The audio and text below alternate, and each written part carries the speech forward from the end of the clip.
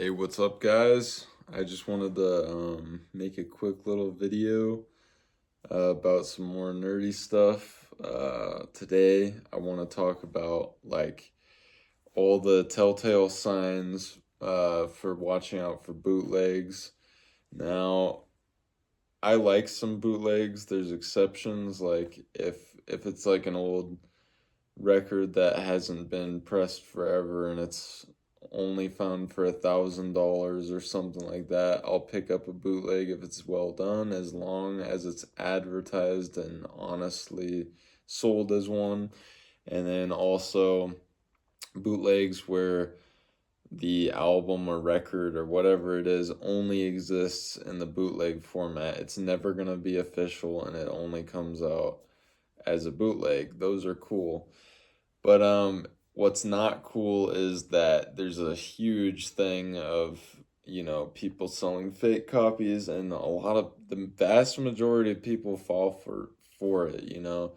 The telltale signs a lot of people aren't looking out for, so I just wanted to make a video pointing some of that out. So I'll show some examples. But like for instance, let's start going over some of the telltale signs. So, example one, this is a original pressing of Sickening Erotic by Mortal Decay. Very, very, very hard CD to get now. It was hard back when I got it a few years ago, but it's even harder now. I mean, it's such an expensive and hard, like, if you even can find it, it's hard to get.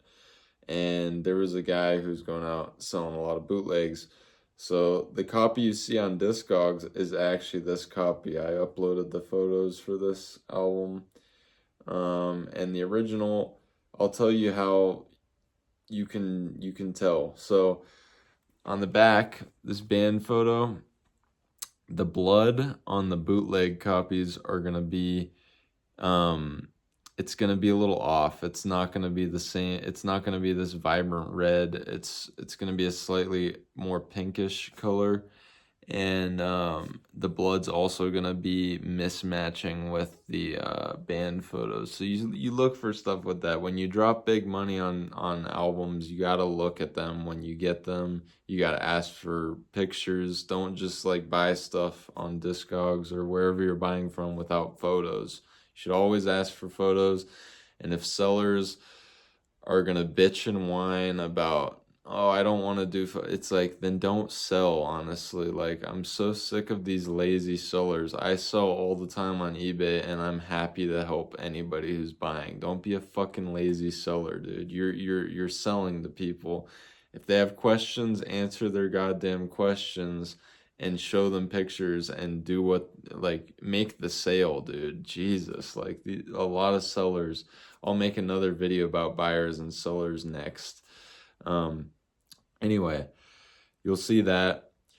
Then I have to cover this because YouTube's been giving me flack with album covers, but the orange will be like off on the bootleg too. It'll be more of a faded orange. Not as, it won't look like this basically. And so those are things you can watch. This isn't just specifically the Mortal Decay release. I mean, this works for a lot. This is just a good example. And then the biggest thing to check for if it's a fake on a lot of stuff. Again, I'm just using this disc as an example. It can apply for so many bootlegs, is check the center hub and check the matrix. The matrix is the number on the back, and usually the bootlegs will mimic the original, but they're going to be written differently. And it's really hard to replicate the quality of an original disc and get that same center hub, which in this case, the bootleg is more red on the disc and it doesn't have the same hub. So anyway, that's a big example there. So watch out for all that stuff. And then another way to easily tell is, like, we'll grab Dawn of Possession here. So this is an original Donna possession. So another thing to easily see stuff like this is a lot of really amazing artwork that you have like this. This would be hard to replicate without, like, it's really hard to get the colors correct when you're bootlegging these types of album covers. A lot of people don't know that, but it's really hard to get this without like pro press and like professionally pressing them. And then it's gonna be hard to see, but this isn't like the best telltale sign, but you want to a lot of times check for the little indentations on the spine, like little holes, little slits. That's usually an indication that it's legit, but it's not a good indication. I wouldn't rely on that because a lot of bootlegs do that now, and it's not a good thing to rely on. And just the disc, it's like I actually had a bootleg copy of this before I got this one because I found advertised as OG for $20 on Amazon. Can't really ask for photos on there, so I bought it. Disappointed, sent it back. Luckily, the seller was stand up, but eventually I got my hands on the OG. So you just gotta look out for that. And like band photos, a lot of times they're just gonna look blurry, whereas the originals are gonna be very fine, very well printed. So more stuff to look out for. And then another thing, like if you're buying older stuff, this isn't the oldest thing. This is from 2000, like Deeds of Flesh, Path of the Weakening. A lot of these old copies, they'll have a little bit of wear on the side here. So you'll see a little bit of white streakiness and stuff. And that's a sign that it's been used and that it's not just a bootleg that's new. Having a little bit of wear on your CDs is actually kind of a good thing when you're getting rare discs because it shows that it's been used and that it's older.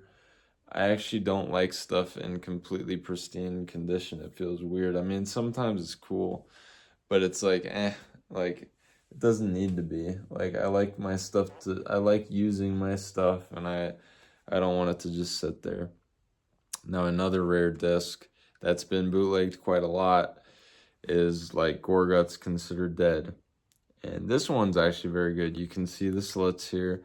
A big thing, I suppose bootleggers could do this, but I've never seen this in the bootlegging community, is when you have hole punches and stuff. So hole punches, that was done a lot in the 90s, and it's usually a clear sign that it's legit. But just you guys, when you collect, this video is not meant for like people who are old to collecting. Obviously, this is for people who are younger and newer to getting into it. But you watch just for the colors and the quality of the photos and stuff. Like it's not gonna be this good. It's gonna be washed out. It's gonna be dark. The colors aren't gonna be this vibrant. It's not gonna look good, basically. You're gonna think something's off. And if you're paying attention, you can overlook this. But yeah. And then like the last thing, if it's an old CD like Considered Dead, the original, you can usually smell them, which I know seems weird to some of you, but serious collectors know what I'm talking about. You get that old book smell from the library. So it's another good indication that it's not a bootleg. And again, let me say, pay attention to these hubs. The discs, I've never seen a bootleg where the disc is accurate to the original. They're always vastly different if you just pay a little bit of attention. So those were my examples. Hopefully this helps you like get an idea of what to really look out for when you're buying rare discs. Vinyl, I haven't seen I don't see vinyl have as much of a problem or tapes. It seems like it's much more of a CD problem because CDs are easier to make, and it's more obvious when records or tapes are faked. Like there's more indicators, but there's plenty of indicators with CDs too. It's just you got to be careful, and you got to be aware and pay attention. You can't just buy, like, for example, Sickening Erotic. You can't just buy that for $20 on Discogs and then get it in the mail and just be like, damn, I have it. I have it. This is so awesome. It's like, you gotta check, dude. It sucks, but that's the way it is.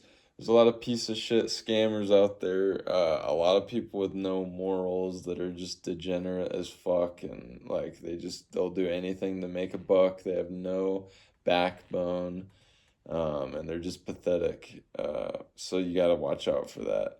Anyway, that's what to watch out for when you're buying stuff, and avoid bootlegs, and that's not across the board. Like I said, there's cool bootlegs, and if you want to buy a bootleg of an album and someone is straight up about it and tells you, that's fine. I don't have anything against bootlegs. But yeah, I like to get the originals. I don't like bootlegs unless it's like I said, like, this was only ever a bootleg. It's that's usually the only time I'll buy a bootleg. Otherwise, I want the originals. There's some exception for reissues, but I'm really an original type of collector with CDs, of course. Anyway, see you on the next video. I want to make a video about this nonstop war between buyers and sellers. I think it's an interesting topic to get into more of the collecting, selling, and buying aspect of things. So, thanks for watching another video, and I will see you on the next one.